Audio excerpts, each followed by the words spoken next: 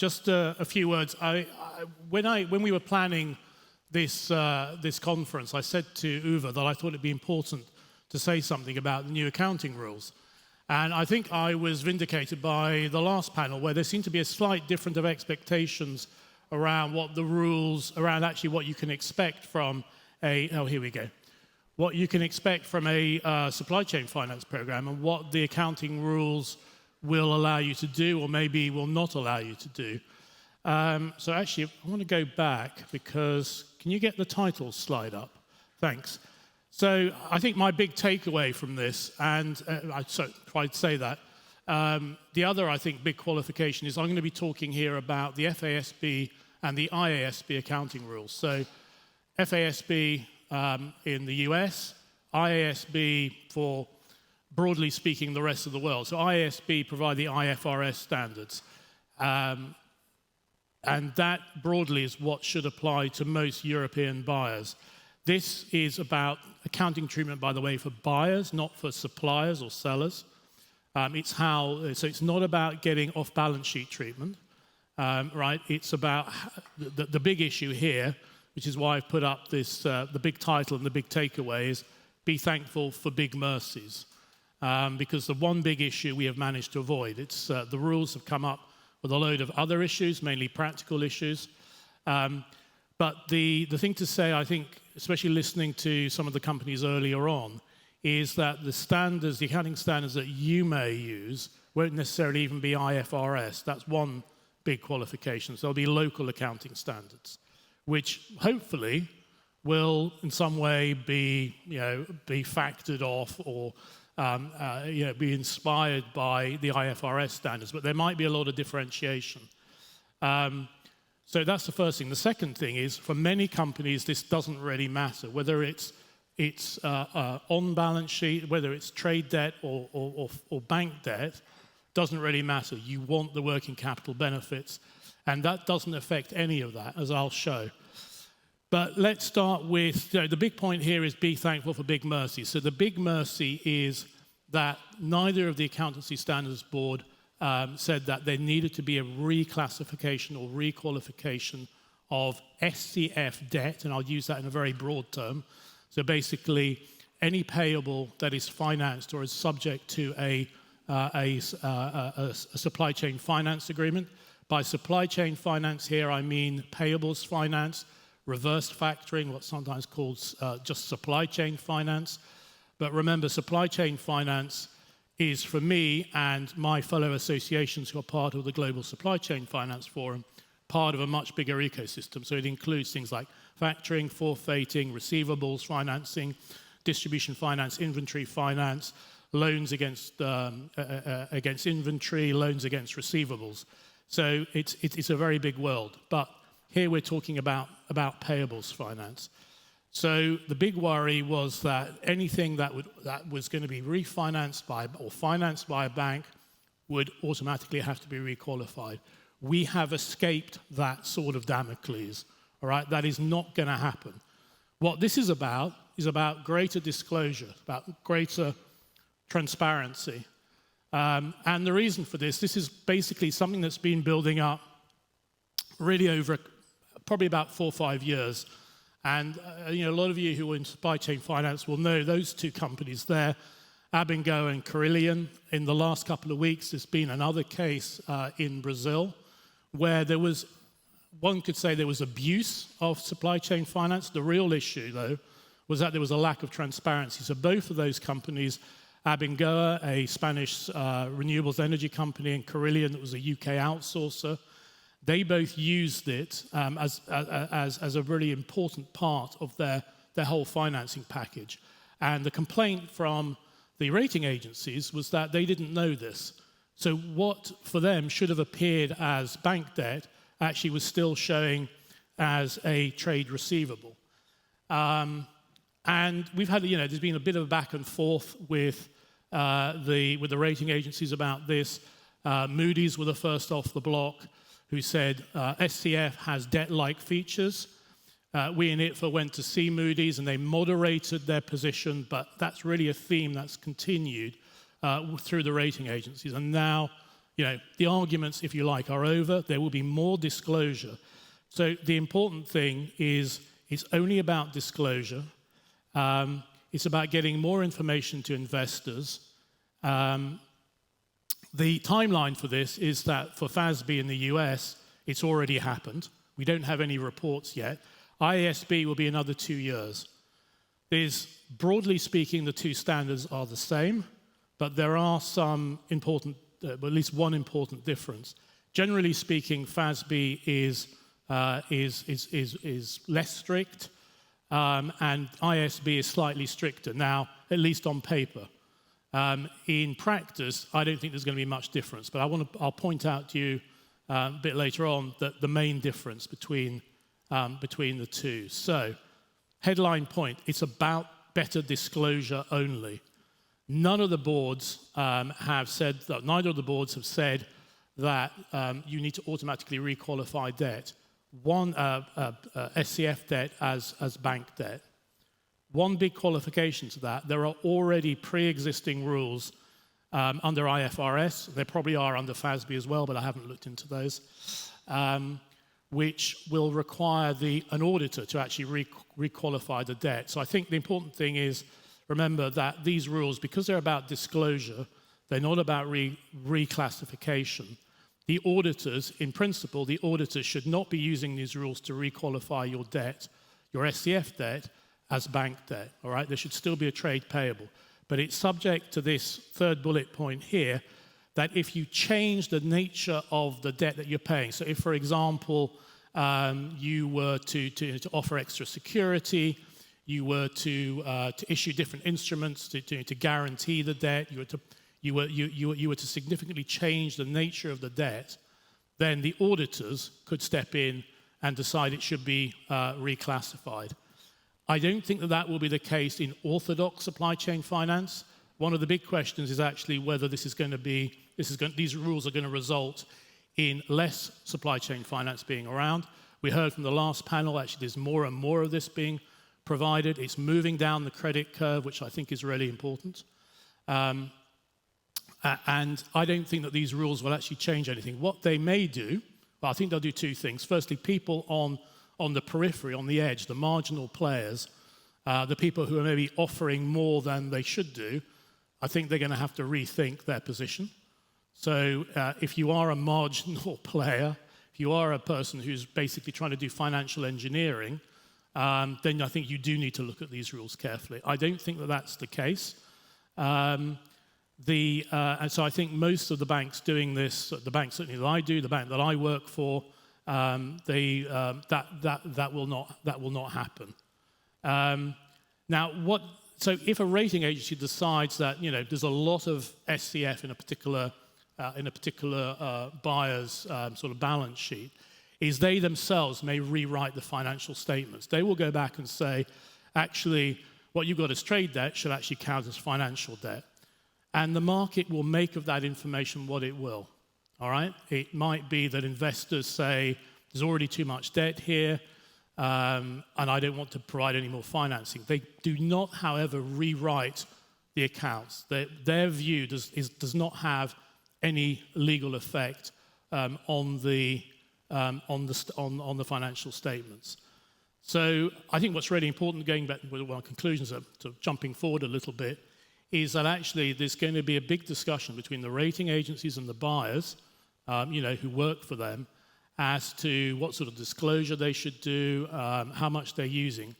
It may well be, given the human nature and desire to over-comply very often and to be cautious, it may well be that some of the buyers are a little bit more cautious about actually using it, and that's, again, I suppose, the third possible effect. But properly explained, orthodox SCF should not be affected. That is my prediction. I hope I'm proved right. There'll undoubtedly be, as one of the panelists said on the last panel, we start off doing a bit of advisory with our client. That's always how the SCF journey starts. I think you're definitely going to have to take this into account. But But as I say, my prediction is it should make no difference, depending on exactly how you're structuring. So what's the scope of SCF? So especially looking at IFRS, they actually cast the net quite wide. So I've explained to you about what the view of the Global Supply Chain Finance Forum is on supply chain finance. But there was a worry in IFRS that they were going to define the scope of these rules too narrowly. What's very clear is that it doesn't matter how the entity pays, whether you use a bill of exchange. This is something that was very important for us, on which we lobbied. It doesn't matter how what instruments you use. It's a proactive participation. The third point there, proactive participation in establishing the program is not necessary. As we know, in a lot of supply chain finance programs, most of them traditionally, classically set up by the buyer, and the FASB definitions actually require that. They require confirmation by the buyer of the debt. That is not the case for IFRS. So generally, the scope is broader. The second point also, the second bullet point there, the payment does not need to go to, or the repayment does not need to go to the arranging bank, because what they were worried about was that they would be structuring or engineering around that, so that actually the bank wasn't paid; it was a third party. So it's quite a broad scope. Again, if you look at orthodox supply chain finance, this should not be a problem. So what do you have to disclose? Well, there's a couple of things here. The important things here I've put in bold. So it's the key terms of each supplier finance arrangement. The key terms, that wasn't clear at the beginning. You've got to report basically the carrying amounts at the beginning and the end of the period. So how much supply chain finance you've used. The clause there that I've put in bold, the carrying amount of liabilities of which you've already received payment. This is not in FASB. This is in IFRS. The argument is still ongoing about this, actually. The advocacy by the various trade associations hasn't stopped, but it looks like this is what we'll end up with. That, of course, for a buyer. Remember, these rules apply to the buyer, the reporting entity. That information typically is not available to the buyer. It's available to its bank. So there will need to be, one of the changes is that there will need to be better communication. There will need to be more data supplied by the bank. In my view, that should not be an issue. I was speaking a couple of weeks ago at one of Michael's events in Madrid on supply chain finance about these rules. Generally the room thought that this would not be a problem. But it's quite likely that that some of your contractual arrangements may have to be changed to allow for this. So that is really the biggest difference. And it's not a big difference, right? But it's something that a lot of the supply chain finance platforms jumped on immediately. We've got all the data, we've got the analytics, the KPIs, we've got all of this stuff, and we can give it to you. We've got a very slick data exchange. So some of the platforms are already using this as a sort of competitive differentiator. So if you're running, and there's a lot of discussion about different tech providers and different platforms in the last panel, it's likely that you as an arranger, you'll need to make sure that this information is either supplied by you or that the tech platform you're using is able to generate it. I don't think that's a big deal. Is there anybody who disagrees with that? Anybody thinks that is a big deal? Okay, maybe you want to think about it. And then, the rest of the stuff here is sort of, it's information that the buyer will have. It's not, I think, particularly onerous. Now, so that's the quantitative stuff. The actual figures, the cash flows and so on. What ISB is also requiring, as is FASB actually, is a statement by the buyer as to the effect of the supply chain finance program on its financial position. The concern here is about liquidity risk. Personally, I think this is overdone, but the concern here is that you have a very big program, Typically, as you know, SCF programs are uncommitted. They can be withdrawn at any time, and if you're relying on that for 90% of your financing, that will obviously have an obvious impact on your liquidity position, and they're extremely worried about this. Actually, when you think about it, when you get to the position where a program between a bank and its trusted client, the buyer, is withdrawn, you're probably talking about pretty serious things have happened, right? And I think the point that is a bit lost on the accountancy standards boards is that in those circumstances, actually, a lot of other finance will evaporate. Even if you have supposedly committed lines, there will be things like draw stops, there will be things like events of default. And if they're very widely drafted, here I bring in my experience as a lawyer, but if they're very widely drafted, they're also going to disappear effectively. So I think making this very stark difference between the two is wrong in principle. But that's what they're worried about. And I think in a way, it's correct that at least you should be able to make a judgment on that by having the transparent information. Those rules require judgment as to materiality. So one of the interesting things is if you're a buyer, if you're a reporting entity, and you believe that your program is material, are you going to disclose that in your accounts? So already some of the US buyers are making these disclosures. You won't be surprised to learn that they're all saying they're not material. But if you were a buyer and you were faced with that position, you had to say the program was material, would you actually you might think twice about entering into the program in the first place? So again, that's maybe an indirect impact of these new rules. That if the buyer says, actually, this is a really important part of my financing, he might think twice about using the product in the first place. As I say, the judgment is around whether.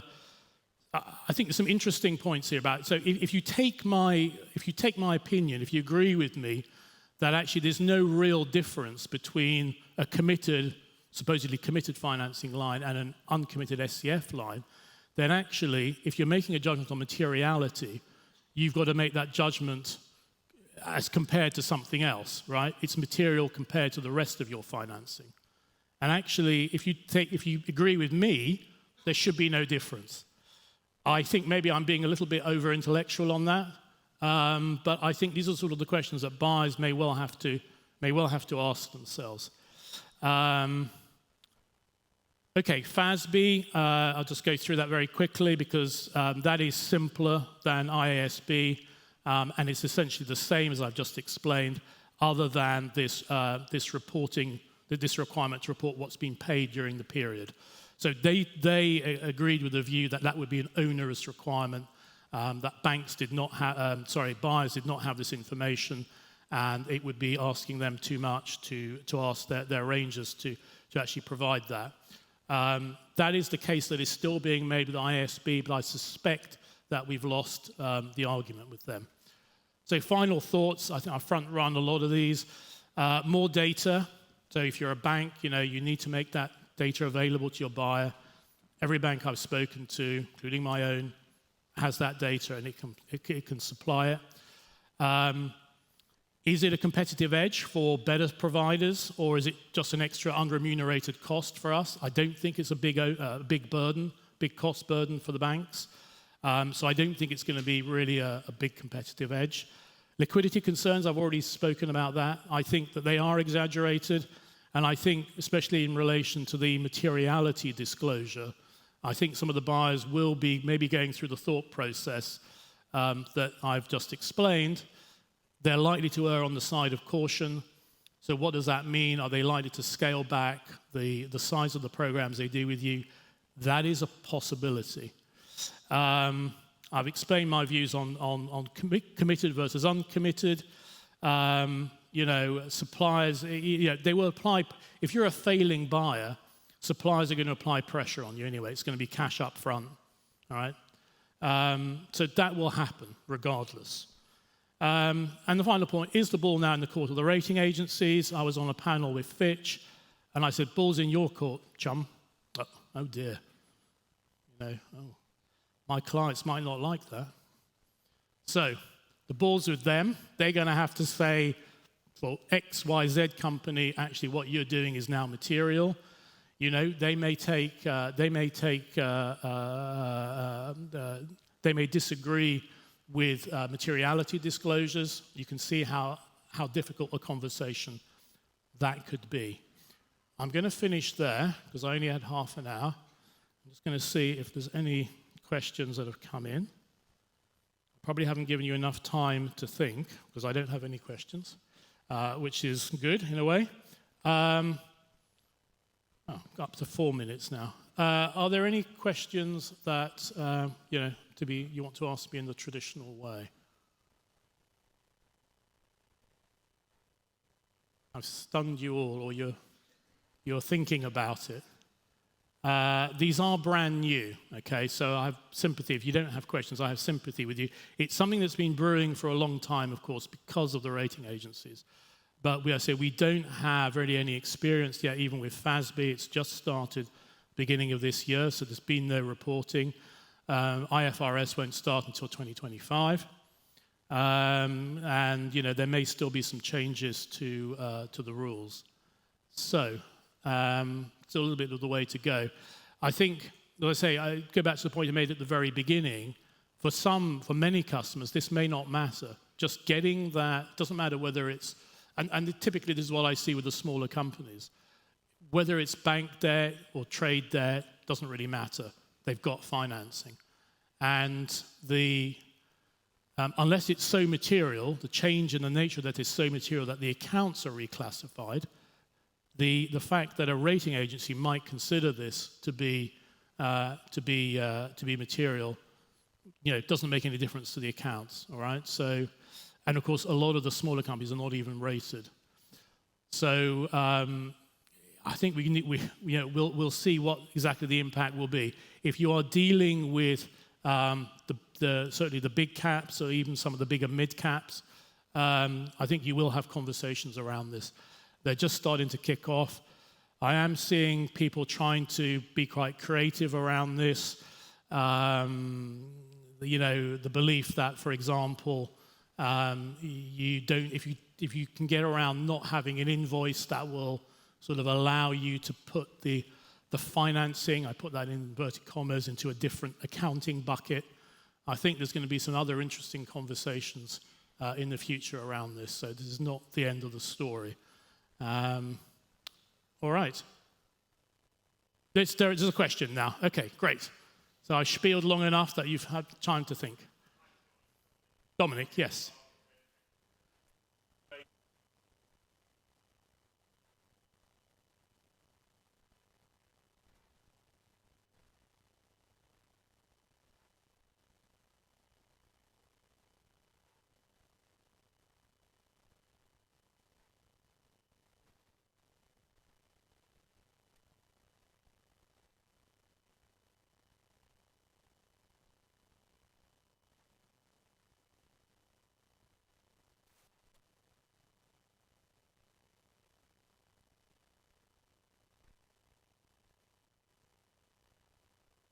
Yeah, so as a provider, so remember these rules apply to the buyer. The buyer is the reporting entity, not the bank, not the supplier, for the purposes of these rules. The only thing under the IASB rules, I can get it to go back, okay, but the only thing that they will need to, that the supplier, and just whether it's a bank or a non-traditional, non-bank, a fintech, let's just use that term, they will need to provide is actually how much has been financed using the program. I think everybody will have that information. Do you agree? Is that easy for a fintech? I mean, it must know how much it's financed, right? I personally, I'm really scratching my head to see why there's a problem here, and I do sort of agree with the IASB. FASB, as I said, took the point that this was an interference in the contractual arrangements between the buyer and the bank, and this was something new, and this would be too much. But generally, they've been much easier and much less strict. But really, that's the only thing that the provider needs to do. And the provider must know this. I mean, it must know how much it's raised or is financed itself. So unless there's a different view in the room, I'm really scratching my head as to why that would be a problem. There might be potentially a legal issue about supplying that information, because of course that information is the supplier's information. I think maybe the lawyers in the room, my little takeaway is you might need to tweak the disclosure, the confidentiality in the bank supplier agreement. That's not a big deal, right? And you've got 2 years to do it. So I think the text's there and the information's there. I think it's easy to provide. I think the legal adjustments will be really minor. I'm at minus 10 seconds. Is there any check? All right. No, that's it. Okay. Thank you very much. Thank you, Sean. I guess there is some ambiguity in terms of what is considered orthodox supply chain financing, because there are so many products, so many financial products that there might be slight differences that change the treatment as well, right? But I assume that would be another at least half an hour discussion. So you're right, but as I said, I think that's a pre-existing problem. So this is, can I get this to go back? Well, this is the slide at the beginning. I can't get it to go back now. But this is one of my slides at the beginning. There were already pre-existing rules. If you change the nature of the debt materially, then your auditors, not the rating agency, your auditors will have to potentially re-characterize that. The SCF that I've seen, tell me if Supplier Plus does it differently, but the SCF that I've seen doesn't fall into that category, in my opinion. I'm not an auditor, but yeah, you're absolutely right. Do you agree?